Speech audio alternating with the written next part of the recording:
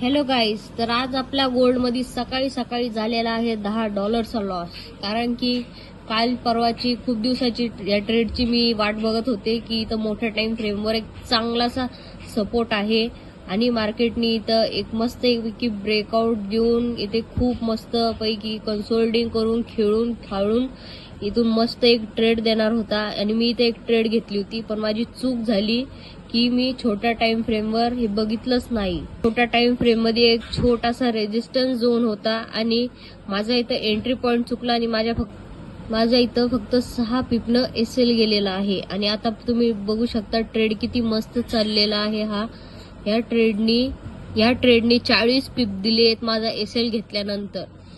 मग इथं आज माझा एंट्री पॉइंट चुकला म्हणून माझा एसएल गेलेला आहे. आणि इथं मी अजून एक छोटीशी ट्रेड शॉर्ट केली होती, ती पण माझी गेलेली आहे. बाकीचा आजचा पीएनएल मी इथे शेअर करून देईन.